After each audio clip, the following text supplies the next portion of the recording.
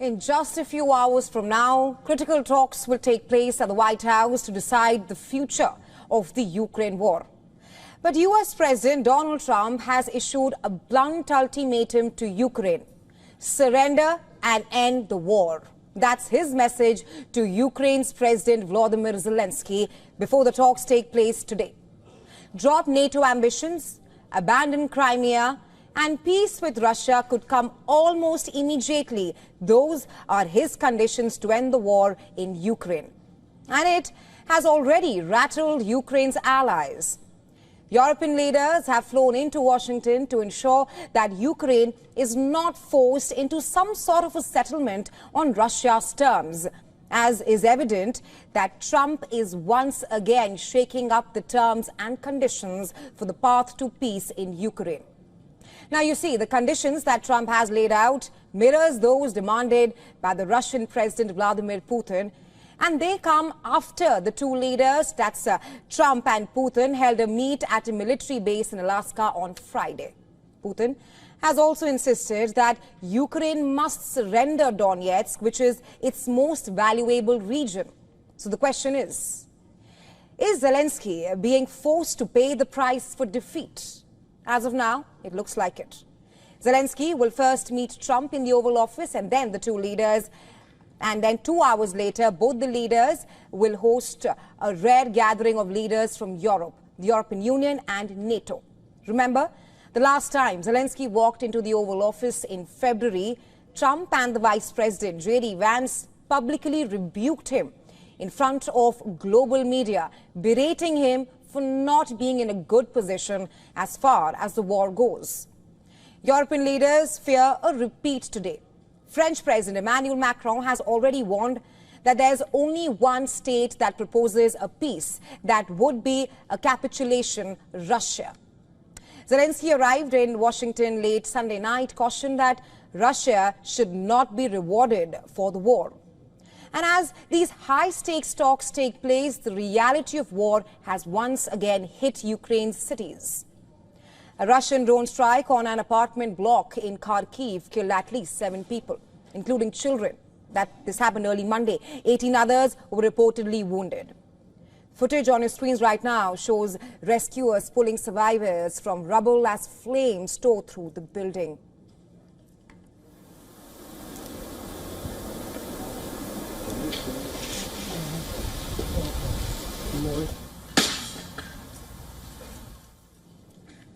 Well, Ukraine's foreign minister condemned the attack, saying that Russia continues to kill civilians. It must be stopped through transatlantic unity and pressure.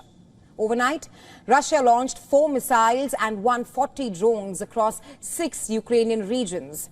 88 were shot down, but strikes still hit Zaporizhia. Ukraine's army says Russia is redeploying troops for a new offensive there, hoping to seize more land before any ceasefire deal is struck. And let's not forget about Donetsk. This piece of Ukrainian land is now at the very heart of the contentious talks to end the war in Washington. In fact, Putin has written all of Donetsk region into the Russian constitution, making it very clear that he wants the entire region, especially this last piece of the valley, still under Ukrainian control. In fact, just today, Russia's defense ministry released footage showing soldiers raising Russian flags after capturing 2 settlements in Donetsk region.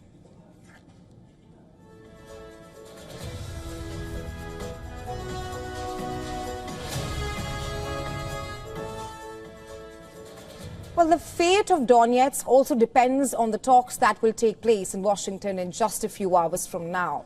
As for why Russia eyes Donetsk, we've been reporting it to you for the past few days as to why Donetsk is so important. It is a valley that guards the entrance to the heart of Ukraine. It is also a bastion currently protecting the whole of the front line.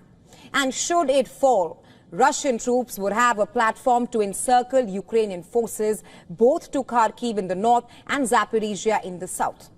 The Ukrainians will lose not only fortifications and favorable land, they will also lose the urban logistics and the infrastructure that make it possible to sustain an army and a defense.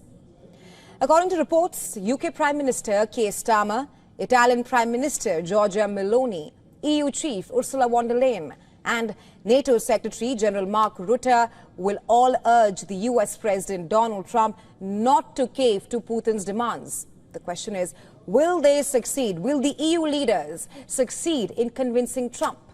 Already, Germany has quietly ruled out sending peacekeepers. Its army, overstretched in Lithuania, says it simply cannot. And in the US, Senator Lindsey Graham has urged Trump to threaten Russia with economic devastation if Moscow refuses a just peace. He said harsh tariffs on countries buying Russian oil should be a part of the strategy. As is evident, stakes could not be any higher for a conflict that has been going on for almost 3 years now and has become the deadliest war in Europe after World War II. Zelensky is under pressure from both Russia and the US. Trump says Ukraine must give up NATO and Crimea, the whole reason why Russia sent troops to Ukraine in the first place. And now Putin wants even more. The last piece of Donetsk region that remains under Ukrainian control. The question is, will the European leaders be able to help Ukraine? Will Europe keep Kyiv from being cornered into capitulation? Will this be the moment peace is forced on Ukraine or the moment Western unity holds firm? We will be closely watching. And as Ukraine awaits the outcome of the Trump-Zelensky meet in Washington, D.C. in just a short while from now, between the proposals and counter-proposals, the question remains, will Ukraine step back from the red lines that Zelensky has previously drawn, or he will walk away from Putin's proposal? We spoke to the experts from around the world, listening to what they had to say and what is their expectations ahead of the high-stakes meeting. No question that Zelensky does not want to give up any more land.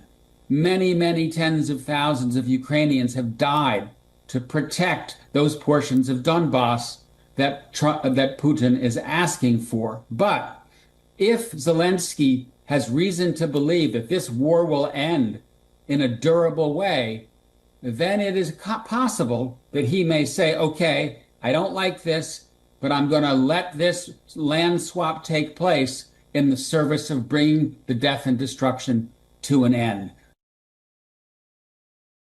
Regarding Donbass, there is no way for Russia to compromise as Donbass has already been written into Russian constitution as one of the new Russian regions.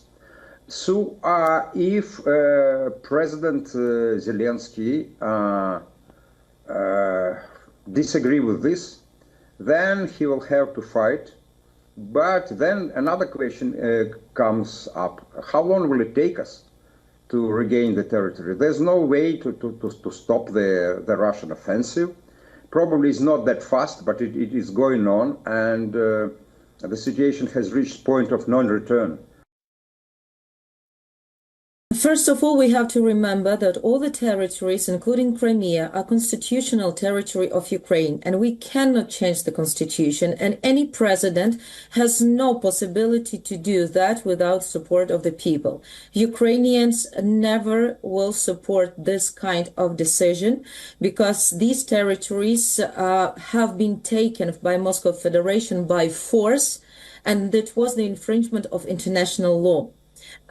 If we take to the international context, if in any case this happens, then we will get a precedent for all the other countries when some aggressor countries can attack other territories and proclaim them to be theirs, infringing international law. Well, to be honest, of course, it is Russia who started this war that is waging a war of aggression against Ukraine. So in that sense, it would not be accurate to say that Ukraine is the primary obstacle to peace. That said, the different actors, the different belligerents in this conflict are only going to have their very disparate positions brought closer together if the United States applies pressure on all of them. And that involves a series of different carrots and sticks that need to be used at the same time. And right now, you've got a situation where you had going into the Alaska meeting, as you just said, the European players and Ukraine who wanted a ceasefire first, before any discussion of the larger issues, and that is very much the opposite of what Russia's approach is. There are also differences of opinion in terms of whether or not Ukraine should have the right to enter NATO. So these positions will have to be bridged, and they can only be bridged through American leadership and mediation. Well, Spain is on fire. The country is battling the blazes from 20 major wildfires, and the drastic heat waves across Europe are now making matters worse. The immense heat seems to be hampering firefighting efforts, with Spain currently experiencing its 5th longest heat wave on record. Take a look.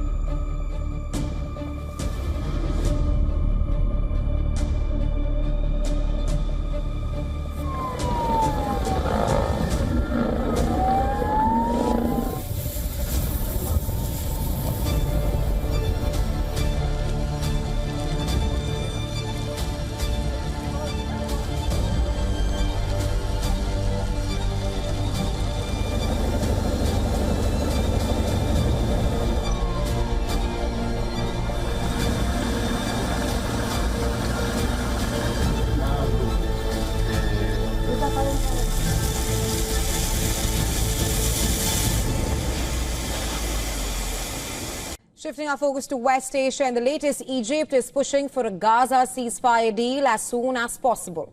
On Monday, Palestinian Prime Minister Mohammed Mustafa and Egyptian Foreign Minister visited Egypt's Rafah crossing as talks in Cairo for a Gaza deal continues. Egypt said that it was willing to join a potential international force deployed to war-torn Gaza, but only if backed by UN Security Council resolution and accompanied by a political horizon. As ceasefire efforts continue in Cairo. In the past, Egypt has repeatedly called for Palestinian unity. And not just Egypt, mediators like Qatar have also pushed to apply maximum pressure alongside Hamas for the Gaza deal. Meanwhile, Palestinians gathered at a hospital in Gaza's Khan Yunis, bidding farewell to loved ones who were killed by Israeli fire while seeking aid. According to medics, close to 18 aid seekers were killed just on Sunday as they sought to get food and aid from South Gaza. Over the weekend, thousands of Israelis demonstrated in Tel Aviv as a part of a nationwide strike to support the families of hostages held in Gaza. The demonstrators also called on Prime Minister Benjamin Netanyahu to reach an agreement with Hamas to end the war and release the remaining captives. We don't think that there's any purpose to the war anymore, and we need to end it for the sake of the Israelis and the sake of the Palestinians as well.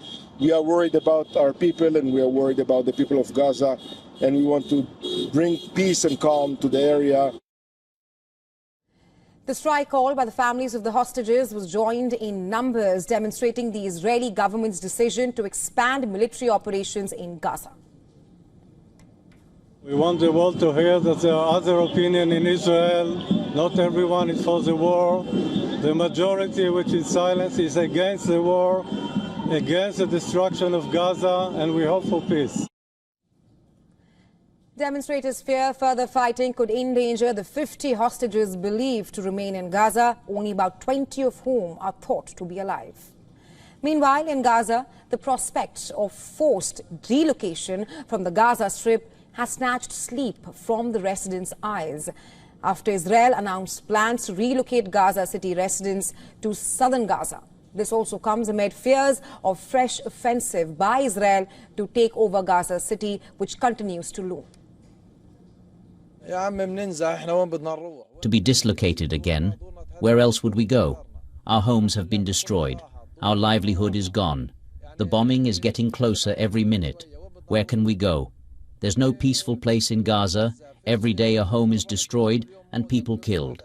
There's nowhere to go. We don't even have tents that we can use to relocate somewhere else. Well, moving from one camp to another, area to area, with no homes to live in and barely any food left to eat. The question is, where will these displaced Palestinians even go, as the future of hundreds of them now hangs by a thread?